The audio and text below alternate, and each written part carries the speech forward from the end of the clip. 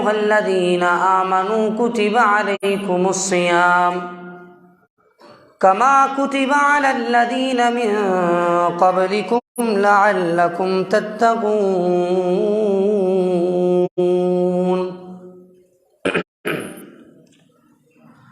سب قسم کی حمد و ثنا اللہ وحدہ لا شریک کے لیے ہیں، جو ہمارا خالق ہے، مالک ہے، رازق ہے، ہر چیز پر قادر ہے، جو وہ چاہے کر سکتا ہے۔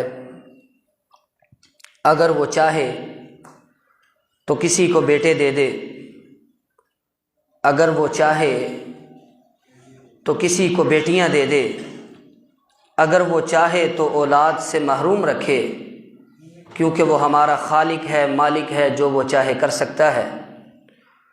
اس کے بعد لاکھوں کروڑوں درود و سلام اس ہستی اقدس مقدس مطہر معطر پر کہ جس کے ذریعے سے اللہ رب العزت نے ہماری رہنمائی کا بندوبست کیا اور جس کو رحمت للعالمین بنا کر بھیجا، جس کے آنے سے انسانوں کو جینے کے طور طریقے اور سلیقے آ گئے، اور جس کا نام نامی اسم گرامی جناب محمد الرسول اللہ صلی اللہ علیہ وسلم ہے۔ سامعین گرامی، رحمتوں اور برکتوں کے مہینے کا آغاز ہو گیا ہے، اور اس رمضان میں اللہ رب العزت کی طرف سے رحمتوں کا نزول ہوتا ہے، اور نیکیوں کے انسان کو بڑے بڑے مواقع ملتے ہیں، اور انسان اپنے نامہ اعمال میں اجر کثیر شامل کر سکتا ہے۔ شرط یہ ہے کہ وہ اس رمضان کے مہینے میں جو اللہ رب العزت نے خاص عبادات رکھی ہیں، وہ ان عبادات میں دل جمی کے ساتھ شرکت کرے۔ جو عبادات رمضان کے مہینے کے ساتھ خاص ہیں، یا جن کا موقع رمضان میں ملتا ہے اور آسانی اور سہولت کے ساتھ مل جاتا ہے، ان عبادات کو انسان دل جمی کے ساتھ ادا کرے تو پھر انسان رمضان کے مہینے کو اچھے طریقے سے ادا کر سکتا ہے، اور رمضان کے مہینے کو اچھے طریقے سے گزار سکتا ہے۔ لیکن اگر ان عبادات میں سستی کرے گا، ان عبادات میں کوتاہی کرے گا، تو پھر وہ رمضان کے مہینے کا حق ادا نہیں کرے گا۔ اور رمضان کے مہینے میں جو عبادات، خصوصی طور پہ جن عبادات کا ہمیں اہتمام کرنا چاہیے، ان میں سے جو عبادات اہم ہیں اور جن کا اجر و ثواب بھی بڑھ جاتا ہے، میں آپ کے سامنے ان کا تذکرہ کرنا چاہتا ہوں، ان کی فضیلت کا ذکر کرنا چاہتا ہوں کہ اللہ رب العزت نے رمضان کے مہینے میں اپنے بندے کے لیے خصوصی عبادات رکھی، اور پھر ان عبادات کی فضیلت بھی بیان کر دی۔ اور تمہیدی طور پہ قرآن پاک کی آیت آپ کے سامنے رکھی ہے کہ یا ایھا الذین آمنوا کتب علیکم الصیام، اے ایمان والو، روزے تم پر فرض کر دیے گئے ہیں، روزے تم پر فرض کر دیے گئے ہیں، جس طرح کے تم سے پہلے لوگوں پر فرض تھے۔ اور روزوں کو فرض کرنے کی وجہ اور سبب اور مقصد لعلکم تتقون، تاکہ تم اللہ سے ڈرنا شروع ہو جاؤ۔ اب یہاں سب سے پہلی جو عبادت، جو رمضان کے اندر جس عبادت کا خصوصی اہتمام کیا جاتا ہے اور ہر مسلمان کے لیے اس کا اہتمام کرنا واجب بھی ہے، اللہ کہ کوئی عذر آ جائے، اور وہ عبادت کیا ہے؟ وہ روزہ ہے کہ طلوع فجر سے لے کر غروب آفتاب تک بندہ اپنے رب کو راضی کرنے کے لیے کھانا پینا چھوڑ دیتا ہے، اپنی خواہشات، اپنی شہوات چھوڑ دیتا ہے اور روزہ رکھتا ہے۔ اللہ رب العزت کو اس کا روزہ رکھنا بڑا پسند ہے، اور یہ روزہ اس کے لیے بہت ہی مفید ثابت ہوتا ہے۔ اس کی تفصیل میں آپ کے سامنے رکھتا ہوں۔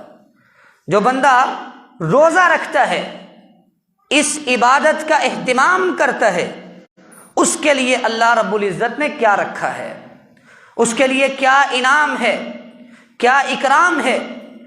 اللہ کے پیغمبر علیہ الصلوۃ والسلام نے فرمایا للصائم فرحتان، روزے دار کے لیے دو خوشیاں ہیں، دو مواقع ایسے ہیں کہ جن موقعوں پر روزے دار کو بڑی خوشی ہوتی ہے۔ فرحۃ عند فطرہ، ایک خوشی تب ملتی ہے جب وہ اپنے روزے کو افطار کرتا ہے، وفرحۃ عند لقاء ربہ، اور دوسری خوشی تب ملتی ہے جب وہ اپنے رب سے ملاقات کرے گا۔ اب دیکھیں کہ ایک خوشی تو تب ملے گی کہ سارا دن اللہ کی خاطر بھوکا اور پیاسا بیٹھا رہا اور پیاس بھی برداشت کی، پیٹ میں بھوک کی وجہ سے درد بھی اٹھا، لیکن اس نے بھوک کو برداشت کیا۔ جب اذان مغرب ہوئی، غروب آفتاب ہوا، اس وقت اس نے جب پانی کا گھونٹ نوش کیا، کھجور کا ٹکڑا کھایا اور کھانے کو نوش کیا، اس وقت جو اسے خوشی ملتی ہے وہ روزے دار ہی جان سکتا ہے جس نے کبھی روزہ نہیں رکھا۔ اور ان آزمائشوں میں جو انسان سے کوتاہیاں ہو جاتی ہیں، جو کمیاں ہو جاتی ہیں، روزہ رکھنے سے اللہ رب العزت ان کمیوں اور کوتاہیوں کو دور کر دیتے ہیں۔ فرمایا تکفرها الصلاۃ والصیام والصدقہ، روزہ، نماز اور صدقہ، یہ تینوں چیزیں انسان کے لیے کفارہ بن جاتی ہیں، یہ تینوں چیزیں انسان کے لیے کفارہ بن جاتی ہیں۔ تو روزہ اتنی بڑی عبادت ہے۔ اللہ کے پیغمبر علیہ الصلوۃ والسلام نے فرمایا ثلاثۃ لا يرد دعاؤہم، تین بندے ایسے ہیں کہ جن کی دعا رد نہیں ہوتی، جن کی دعا لوٹائی نہیں جاتی، ان کی دعا کو قبول کیا جاتا ہے۔ نمبر ایک الامام العادل، انصاف کرنے والا حکمران، اس کی دعا کو رد نہیں کیا جاتا۔ اگر انصاف کرتا ہے، عدل کرتا ہے، تو اللہ اس حاکم کی دعا کو رد نہیں کرتا، کیونکہ اتنے بڑے عہدے پر بیٹھ کے، اتنے بڑے مقام پر بیٹھ کے جب انسان انصاف کرتا ہے، عدل کا ترازو تولتا ہے، تو اللہ رب العزت کو یہ بندہ بڑا محبوب ہو جاتا ہے۔ جب انسان کے پاس کچھ نہ ہو تو پھر انسان دھوکہ کرے نہ کرے ایک ہی بات ہے، لیکن تب پتہ چلتا ہے جب انسان کے پاس اختیار بھی ہو، پیسہ بھی ہو، دولت بھی ہو، اس کے قلم اور اس کے سائن میں طاقت بھی ہو، ایک سائن کرنے سے وہ لاکھوں کما سکتا ہے، لیکن پھر بھی وہ عدل کرتا ہے، انصاف کرتا ہے، اللہ رب العزت اس بندے کی دعا کو رد نہیں کرتے۔ دوسرا بندہ والصائم حتی یفطر، روزے دار کی دعا کو اللہ رد نہیں کرتے حتیٰ کہ وہ افطار کر لے۔ روزے کی حالت میں بندہ اپنے رب سے دعائیں کرے، اللہ رب العزت روزے دار کی دعا کو رد نہیں کرتے۔ اور تیسرا بندہ دعوت المظلوم، مظلوم آدمی کی دعا کو اللہ رد نہیں کرتے۔ یہ روزے کا ایک مقام ہے، روزے دار کا مقام ہے۔ اور اللہ کے پیغمبر علیہ الصلوۃ والسلام نے فرمایا من صام رمضان ایمانا واحتسابا غفر له ما تقدم من ذنبی، جس بندے نے اللہ کی خاطر رمضان کے مہینے میں روزے رکھے اللہ کی رضا کے لیے، اللہ رب العزت اس بندے کے سابقہ سارے کے سارے گناہوں کو معاف فرما دیتے ہیں۔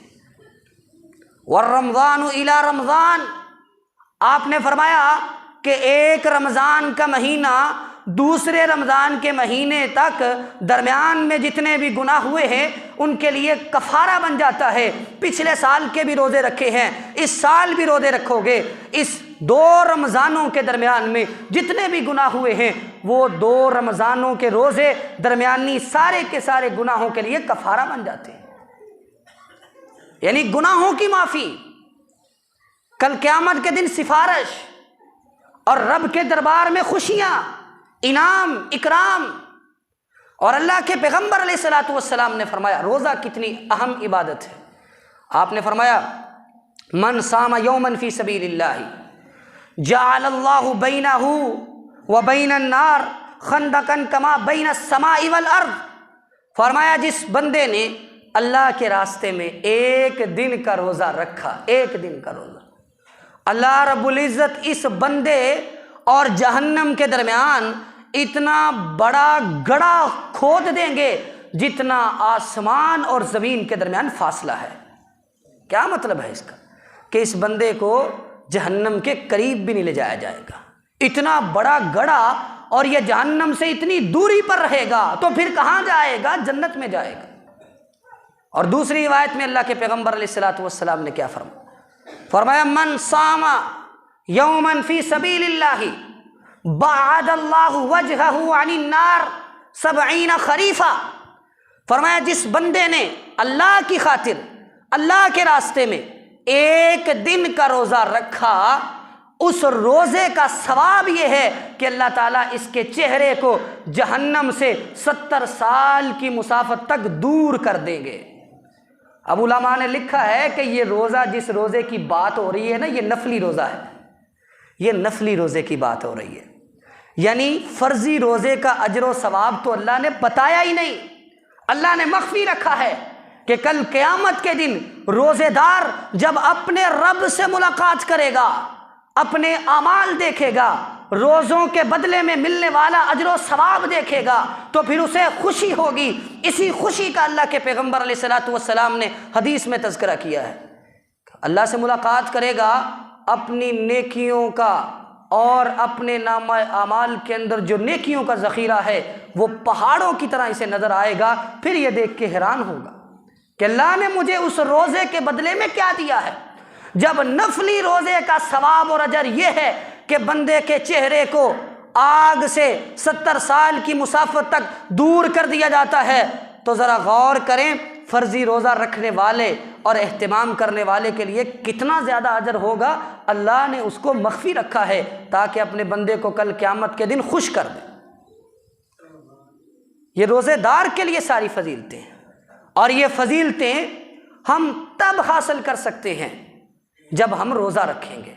اگر ہم روزے کا اہتمام نہیں کرتے، روزے کے معاملے میں سستی کرتے ہیں، روزے کے معاملے میں کمی اور کوتاہی کرتے ہیں، یہ اللہ کا بہت اہم فریضہ ہے۔ بغیر عذر کے چھوڑا ہوا روزہ اب ساری زندگی بھی روزے رکھتے رہیں، اس روزے کو کفایت نہیں کر سکتا۔ یعنی اتنی بڑی غلطی ہے، اتنی بڑی غلطی ہے کہ انسان اپنے اللہ کی خاص عبادت کو چھوڑ دے، اس کے بارے میں کمی اور کوتاہی کا شکار ہو جائے، تو پھر اس کے لیے جہنم، آگ اور سزا اور اللہ کی طرف سے سخت وعیدیں ہیں۔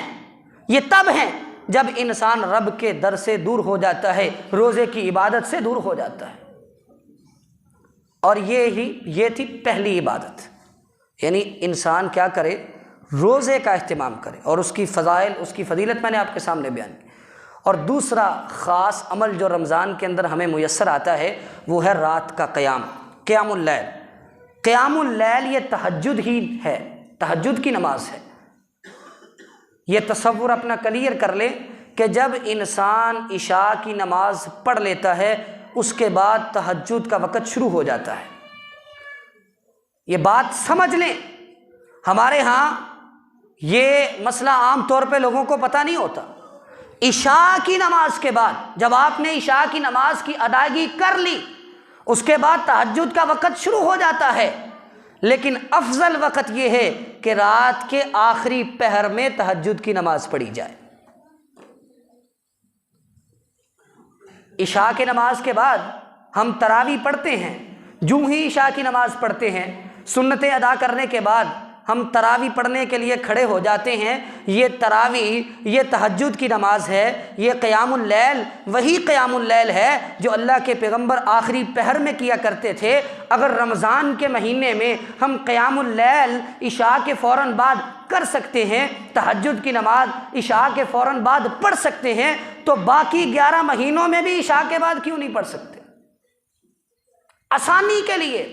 یعنی ایسا بندہ جسے پتہ ہے کہ میں فجر سے پہلے اٹھ کے تہجد نہیں پڑھ سکتا، وتر نہیں پڑھ سکتا، میری نیند ایسی ہے، مجھے تھکاوٹ ہے، مجھے سستی ہے، یہ عذر ہے، اور وہ اہتمام کرتا ہے اور احتیاط کا اعتبار کرتے ہوئے عشاء کے فوراً بعد تہجد کی رکعات پڑھنا چاہتا ہے تو پڑھ لے، اس کے لیے جواز ہے، اس کے لیے ثواب ہے۔ رمضان کے مہینے میں ہم قیام اللیل کرتے ہیں، رات کی نفلی عبادت کرتے ہیں، یہ اللہ کو بڑی پسند ہے۔ والذین یبیتون لربہم سجدا وقیاما، اللہ رب العزت اپنے بندوں کا، اپنے برگزیدہ بندوں کا، عباد الرحمن کا تذکرہ کرتے ہوئے یہ فرماتے ہیں کہ وہ لوگ، وہ جو میرے بندے ہیں، وہ راتوں کو سجدوں کی حالت میں گرے ہوتے ہیں، وہ قیام کرتے ہیں، وہ راتوں کو عبادت کرتے ہیں۔ اللہ کے بندوں کا یہ وصف ہے کہ وہ قیام اللیل کرتے ہیں۔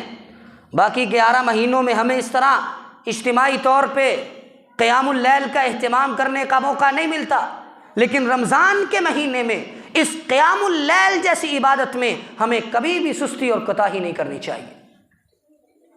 جب سب لوگ عبادت کر رہے ہیں تو آپ بھی اگر گھنٹہ کھڑے ہو کے عبادت کر لیں گے تو اس سے کوئی فرق نہیں پڑے گا، بلکہ آپ کے نامہ اعمال میں ایک اجر و ثواب کا بہت بڑا ذخیرہ ہو جائے گا۔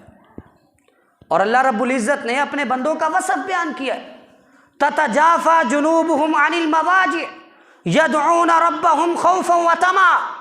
اللہ کے بندے وہ ہیں کہ راتوں کو ان کے پہلو بستروں سے الگ ہو جاتے ہیں، نرم اور گرم بستر ان کو اللہ کی عبادت میں کوتاہی نہیں کرنے دیتا، نیند اور آرام اور سکون اور چین ان کو اللہ کی عبادت سے پیچھے نہیں رکھتا، اور سستی اور کاہلی انہیں قیام اللیل سے دور نہیں رکھتی۔ ان کے پہلو بستروں سے الگ ہو جاتے ہیں۔ کیا مطلب؟ ان کا بھی دل کرتا ہے سونے کو، آرام کرنے کو، نرم اور گرم بستر میں آرام سے رات گزارنے کو، لیکن وہ اللہ کے بندے ہیں، اپنے پہلوؤں کو، اپنے وجودوں کو بستروں سے الگ کرتے ہیں، ٹھنڈے پانی سے وضو کرتے ہیں اور اللہ کے دربار میں کھڑے ہو کے قیام اللیل کرتے ہیں۔ اللہ کے پیغمبر علیہ الصلوۃ والسلام نے قیام اللیل کے بارے میں کیا فرمایا؟ فرمایا افضل الصلاۃ بعد الفریضۃ صلاۃ اللیل، فرمایا فرض نمازوں کے بعد اگر کوئی افضل ترین نماز ہے تو وہ رات کی نفلی نماز ہے، قیام اللیل ہے۔ اور اللہ کے پیغمبر علیہ الصلوۃ والسلام نے فرمایا من قام مع الامام کتب له قیام اللیل، جس بندے نے امام کے ساتھ قیام کیا، امام 8 رکعت تراویح پڑھاتا ہے، 3 رکعت وتر پڑھتا ہے، پڑھاتا ہے، آپ نے اس کے ساتھ 11 رکعت پڑھی، کتنا ٹائم لگا؟ آدھا گھنٹہ، پونا گھنٹہ، گھنٹہ، 1.5 گھنٹہ، جتنا بھی لگا، آپ نے قیام کیا۔ امام نے جب قیام کا سلام پھیرا، رکعت کو پورا کیا، آپ نے بھی اس کے ساتھ رکعت کو پورا کیا، اور آپ اپنے گھر میں چلے جاتے ہیں، تو اللہ کے پیغمبر علیہ الصلوۃ والسلام نے فرمایا اس بندے کے لیے ساری رات کے قیام کا ثواب اجر لکھ دیا جاتا ہے۔ امام کے ساتھ قیام کرے تو ساری رات کے قیام کا ثواب مل جائے گا۔ آپ نے قیام کیا 1 گھنٹہ، رات ہے 8-9 گھنٹے، تو آپ کو 8-9 گھنٹوں کے قیام کا اجر و ثواب مل جائے گا۔ کیسا ہمارا رحمت والا دین ہے۔ اللہ کے پیغمبر علیہ الصلوۃ والسلام نے قیام کی فضیلت بیان کی، اور آپ علیہ الصلوۃ والسلام کا اپنا بھی معمول یہ تھا۔ حضرت عائشہ رضی اللہ تعالیٰ عنہ فرماتی ہیں کہ پیغمبر علیہ الصلوۃ والسلام نے رمضان اور رمضان کے علاوہ باقی مہینوں میں ہر رات 11 رکعت پڑھا کرتے تھے، یہ آپ کا معمول تھا۔ اور اگر کبھی ایک آدھ دفعہ آپ کی تہجد کی نماز اور قیام اللیل رہ گیا، چھوٹ گیا، کوئی وجہ اور سبب بن گئے، اور اس کی وجہ سے اللہ کے پیغمبر کا قیام رہ گیا تو آپ نے صبح اٹھ کے اس کی قضائی بھی دی ہے۔ اس قدر اہتمام تھا، قضائی بھی دی۔ اس لیے علماء نے لکھا ہے کہ اگر کوئی بندہ مستقل قیام اللیل کرتا ہے، کسی رات اس کا قیام رہ جاتا ہے تو وہ صبح اٹھ کے قضائی بھی دے سکتا ہے۔ یہ قیام اللیل تھا اللہ کے پیغمبر علیہ الصلوۃ والسلام۔ آپ نے رات کے آخری پہر رمضان کے مہینے میں 3 راتوں تک اپنے صحابہ کو قیام کروایا، اور تیسری رات قیام کروایا اور اپنے صحابہ کو اس کے بعد خود قیام کرنے کا حکم دیا، اور آپ نے یہ کہہ دیا کہ میں نے اس وجہ سے تمہیں قیام نہیں کروایا، اس کو مستقل جاری نہیں رکھا، کہیں ایسا نہ ہو کہ تم پر فرض کر دیا جائے، ان تفرض علیکم، تم پر فرض ہو جائے اور پھر تم پورا مہینہ قیام کرنے کی طاقت نہ رکھ سکو۔ یہ آپ کی شفقت تھی، آپ کی رحمت تھی، لیکن پھر بھی قیام اللیل کرنا، رات کو اللہ کے دربار میں آ کے کھڑے ہونا، یہ بہت بڑا عمل ہے۔ اللہ کے پیغمبر علیہ الصلوۃ والسلام تو اتنا لمبا، ہم تو 1 گھنٹہ قیام کرتے ہیں تھک جاتے ہیں، پیغمبر علیہ الصلوۃ والسلام 1 رکعت میں سورۃ البقرہ، سورۃ آل عمران، سورۃ النساء، ایک رکعت میں 3 4 پارے بھی پڑھ دیا کرتے تھے، اور اتنا لمبا قیام۔ سیدہ عائشہ رضی اللہ تعالیٰ عنہ فرماتی ہیں کان یقوم من اللیل حتی تتفطر قدما، آپ کے قدموں پہ ورم پڑ جاتے۔ یہ قیام اللیل تھا آپ کا، یہ آپ کی عبادت تھی۔ اور جب آپ نے صحابہ کو رمضان میں قیام کروایا، اتنا لمبا قیام تھا کہ صحابہ کہتے ہیں ہمیں ڈر لگا کہ کہیں سحری نہ رہ جائے، کہیں روزے کا جو سحری کا وقت ہے وہ ختم نہ ہو جائے۔ اتنا لمبا قیام، ہم تھوڑا سا قیام کرتے ہیں تھک جاتے ہیں، تھکاوٹ محسوس ہونا شروع ہو جاتی ہے۔ ہم ان لوگوں سے زیادہ محنت اور مشقت نہیں کرتے۔ اللہ نے ہمارے لیے بڑی سہولتیں رکھی ہیں، بڑی آسانیاں رکھی ہیں۔ اس وقت سخت گرمی میں محنت اور مزدوری کرنے والے، سارا دن مشقت کرنے والے، اور بڑے بڑے پرمشقت سفر کرنے والے صحابہ، اور جنگ اور جہاد کرنے والے صحابہ، اور اللہ کے پیغمبر علیہ الصلوۃ والسلام بذات خود مشقت کرنے والے، وہ اتنی مشقت کرنے والے صحابہ ساری رات کا قیام کرنے کے لیے کھڑے رہتے تھے۔ آج ہم سے 1-1.5 گھنٹے کا قیام نہیں ہوتا۔ 1 مہینے کے لیے جیسا بھی ہے، جو بھی ہے، جیسا بھی پیشہ ہے، کام ہے، جاب ہے، اللہ کی خاطر اس رمضان کے مہینے میں قیام اللیل کا اہتمام کرے، قیام اللیل کے لیے وقت نکالے، قیام اللیل کے لیے خصوصی طور پہ مسجد میں شریک ہوں۔ اللہ آپ کے نامہ اعمال میں اجر و ثواب کا ذخیرہ بنا دے گا۔ اور یہ رمضان کا ایک خصوصی، میں آپ کے سامنے رمضان کے مہینے کے اندر جو خصوصی طور پہ جن عبادات کا اہتمام ہوتا ہے ان کی ترغیب کے حوالے سے گفتگو کر رہا ہوں۔ پہلی بات کہ روزہ کبھی نہیں چھوڑنا۔ دوسری بات قیام اللیل حد الامکان، ہر ممکن حد تک قیام اللیل میں شرکت کرنی ہے۔ میں یہ نہیں کہتا کہ واجب اور ضروری ہے، اگر کوئی چھوڑ دے گا تو گناہ گار ہوگا، لیکن بات یہی ہے کہ حد الامکان ہر ممکن کوشش تک انسان کو اس قیام میں شریک ہونا چاہیے، تاکہ رمضان کے ببرکت مہینے کی ان گھڑیوں سے بھرپور طریقے سے فائدہ اٹھا سکے۔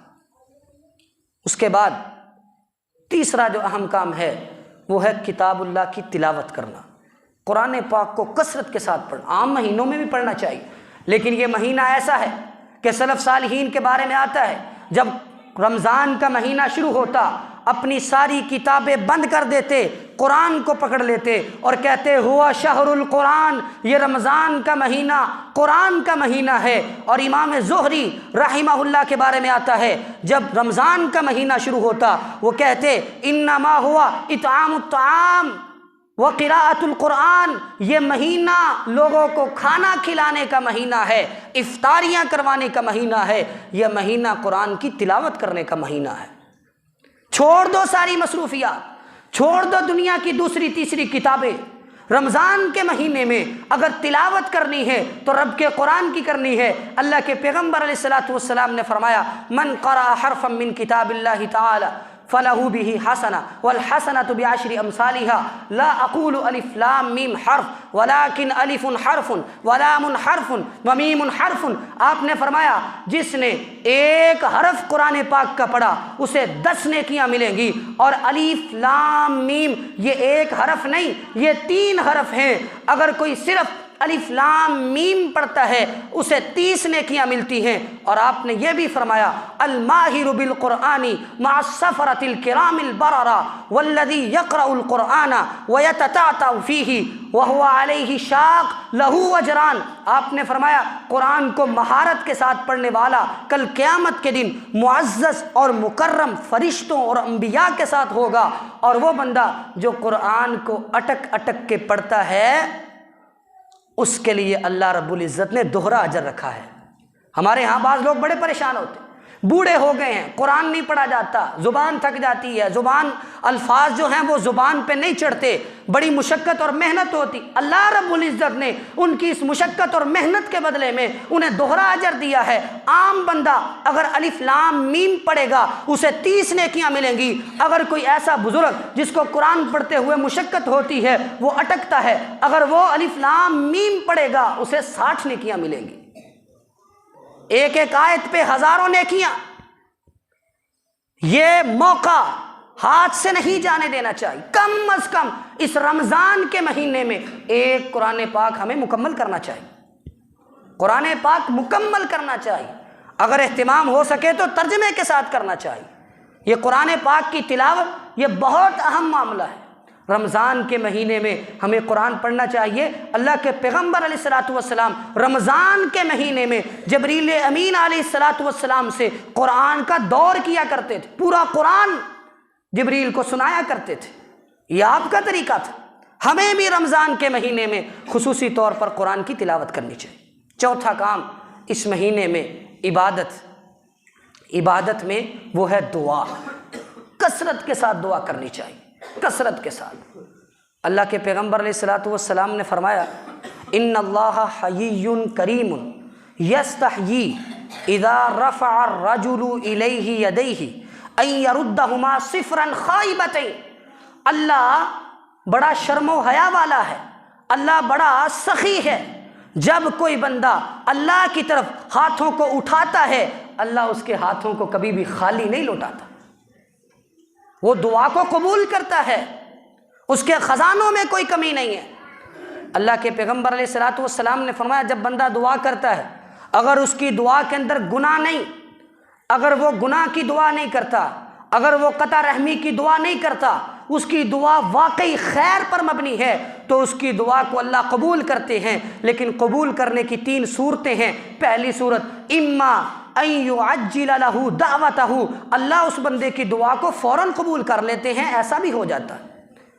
وَإِمَّا أَن يُدَّخِرَ لَهُ فِي الْآخِرَةِ، یا پھر اللہ رب العزت اس بندے کی دعا کو ذخیرہ کر لیتے ہیں، اس دعا کے بدلے میں کل قیامت کے دن اسے اجر و ثواب سے نوازا جائے گا۔ یعنی آپ کی کوئی بھی دعا رد نہیں ہوتی، اگر آپ دعا کر رہے ہیں قبول نہیں ہو رہی، اس دعا کا اجر و ثواب آپ کے نامہ اعمال میں لکھا جا رہا ہے، کیونکہ دعا ایک مستقل عبادت ہے۔ اللہ کے پیغمبر علیہ الصلاۃ والسلام نے فرمایا الدعاء هو العبادہ، دعا عبادت ہے۔ اور تیسری صورت آپ نے فرمایا ان یدفع عنہ من السوء مثلہا، یا اس دعا کے بدلے میں اللہ رب العزت اس بندے سے کسی مصیبت کو دور کر دیتے ہیں، لیکن بندے کو نہیں پتہ ہوتا، بندہ یہ سمجھتا ہے کہ شاید میری دعا قبول نہیں ہو رہی، لیکن اللہ رب العزت اس بندے کی دعا کو قبول کر لیتے۔ اللہ رب العزت نے فرمایا وقال ربکم ادعونی استجب لکم ان الذین یستکبرون عن عبادتی سیدخلون جہنم داخرین۔ اے میرے بندو مجھ سے مانگو، اللہ رب العزت حکم دے رہے ہیں مجھ سے دعا کرو، جو بندہ میری دعا سے تکبر کرتا ہے کل قیامت کے دن جہنم میں ذلیل و رسوا کر کے پھینک دیا جائے گا۔ دعا سے تکبر کا کیا مطلب؟ تکبر کرتا ہے، کہتا ہے مجھے دعا کی ضرورت ہی نہیں، مجھے اللہ سے مانگنے کی ضرورت ہی نہیں، اللہ سے بے پرواہ ہو جاتا ہے، اللہ سے دور ہو جاتا ہے، اللہ سے مانگنا چھوڑ دیتا ہے۔ جب یہ دعا سے عبادت سے تکبر کرتا ہے، اللہ رب العزت کل قیامت کے دن جہنم میں ذلیل و رسوا کر کے پھینک دیں گے۔ اور اللہ رب العزت وہ ذات ہے کہ جس سے مانگا جائے تو راضی ہوتا ہے، نہ مانگا جائے تو ناراض ہو جاتا ہے۔ لوگ تو وہ ہیں جن سے مانگو تو ناراض، نہ مانگو تو راضی۔ کوئی چیز مانگ لو تو ناراض ہو جاتے ہیں، یہ تو مانگتا ہی رہتا ہے، اور اگر نہ مانگو تو راضی۔ لیکن اللہ رب العزت کے خزانوں میں کمی نہیں۔ اللہ رب العزت تو اپنے بندوں کو عطا کرنا چاہتا ہے، دینا چاہتا ہے، نوازنا چاہتا ہے، شرط یہ ہے کہ بندہ مانگے۔ اور رمضان جیسے مہینے کے اندر دعاؤں کا خصوصی اہتمام کرنا، جو بھی دل میں خواہش ہے، جو بھی دل میں ہے، مانگنا چاہتے ہو، حاصل کرنا چاہتے ہو، یہ موقع ہے، یہ غنیمت ہے۔ پورا مہینہ روٹین کے ساتھ اللہ سے مانگو، تمہیں تینوں صورتوں میں سے کسی بھی صورت میں اللہ نواز دے گا، یا تمہارے اجر و ثواب کا خزانہ بہت بڑا ذخیرہ لگا دیا جائے گا تمہارے لیے، یا تم سے برائیوں کو دور کر دیا جائے گا، یا پھر تمہاری دعا کو حقیقتاً ظاہراً قبول کر لیا جائے گا۔ اور اللہ رب العزت کا خزانہ اتنا وسیع ہے، مانگتے ہوئے یہ نہیں سوچنا چاہیے کہ پتہ نہیں ملے گا کہ نہیں ملے گا۔ اللہ کے پیغمبر علیہ الصلوۃ والسلام نے فرمایا کہ اللہ رب العزت فرماتے ہیں، یا عبادی انی حرمت الظلم، اے میرے بندو میں نے ظلم کو حرام کر دیا ہے، فلا تظالموا، آپس میں ظلم نہ کیا کرو، میں نے ظلم کو حرام کر دیا۔ اور فرمایا اللہ رب العزت فرماتے ہیں، یا عبادی کلکم ضال الا من ہدیتہ، اے میرے بندو تم میں سے ہر ایک گمراہ ہے سوائے اس کے جس کو میں ہدایت دے دوں، فاستہدونی، تو پھر ہدایت مانگنی ہے تو مجھ سے مانگو، اہدکم، میں تمہیں ہدایت عطا کروں گا۔ اور اللہ رب العزت فرماتے ہیں، یا عبادی کلکم جائع الا من اطعمتہ، اے میرے بندو تم سب کے سب بھوکے اور پیاسے ہو سوائے اس کے جس کو میں کھلا دیتا ہوں، اس لیے فاستطعمونی، تم مجھ سے کھانا مانگو میں تمہیں کھانا کھلاؤں گا۔ اور اللہ رب العزت فرماتے ہیں، یا عبادی کلکم عار الا من کسوتہ، اے میرے بندو تم میں سے ہر ایک بے لباس ہے سوائے اس کے جس کو میں لباس دوں، اس لیے مجھ سے لباس مانگو میں تمہیں لباس پہناؤں گا۔ اور اللہ رب العزت یہ بھی فرماتے ہیں، انکم تخطئون باللیل والنہار وانا اغفر الذنوب جميعا فاستغفرونی، اللہ رب العزت فرماتے ہیں میرے بندو تم دن رات گناہ کرتے ہو، کمیاں اور کوتاہیاں کرتے ہو، میں گناہوں کو معاف کرنے والا ہوں، تم گناہ کرنے والے ہو، آؤ مجھ سے گناہوں کی معافی مانگو میں معاف کر دوں گا۔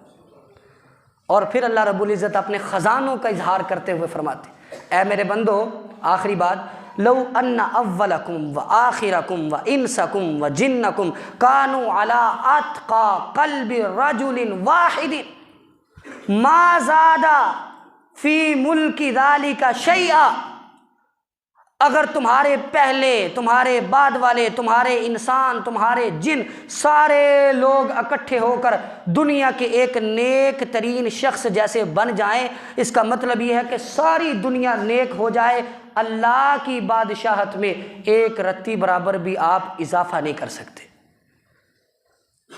اور لو ان اولکم وآخرکم وانسکم وجنکم کانوا علی افجر قلب رجل، اگر ساری کائنات مل کے ایک بدترین بندے جیسی ہو جائے، ساری کائنات ہی گناہ گار ہو جائے، ایک بھی نیک بندہ نہ بچے، تو اللہ کی بادشاہت میں ایک رتی برابر بھی آپ کمی نہیں کر سکتے۔ اس کی بادشاہت اتنی وسیع ہے۔ اور فرمایا اللہ رب العزت نے، اگر انسان جن سارے قاموا فی صعید واحد، سارے ایک جگہ پہ کھڑے ہو جائے، ساری کائنات ایک جگہ پہ کھڑی ہو جائے اور اللہ رب العزت سے سوال کرنا شروع کر دے، اور وہ اللہ ہر انسان کو اس کا سوال عطا کر دے، ہر انسان کو اس کا مانگا ہوا عطا کر دے، تو اس اللہ کے خزانوں میں اتنی بھی کمی نہیں ہوتی جتنی سمندر کے اندر ایک سوئی کو ڈبویا جائے اور جب اس کو نکالا جاتا ہے تو وہ سوئی اس سمندر کے پانی میں کمی کر سکتی ہے؟ ایک آدھ قطرہ جو اس کے ساتھ لگتا ہے وہ بھی پھسل کر دوبارہ سمندر کے اندر گر جاتا ہے، سوئی دوبارہ پھر خشک ہو جاتی ہے، ساری کائنات کو اس کا سوال اللہ عطا کر دے، پھر بھی اللہ کے خزانوں میں کوئی کمی نہیں۔ اس لیے ہمیں مانگتے ہوئے یہ خیال کرنا چاہیے ہم مانگ کس سے رہے ہیں، اور دعا کا اس رمضان کے مہینے میں خصوصی اہتمام کرنا چاہیے۔ جو دل میں خواہش ہے اللہ کے سامنے پیش کرنی چاہیے۔ اللہ سے دعا ہے کہ اللہ تعالی ہمیں کتاب و سنت پر عمل کرنے کی توفیق عطا فرمائے، اور رمضان کے مہینے سے صحیح طریقے سے فائدہ اٹھانے کی، بھرپور طریقے سے رمضان کے مہینے میں عبادت کرنے کی توفیق عطا فرمائے۔ وآخر دعوانا ان الحمد للہ رب العالمین۔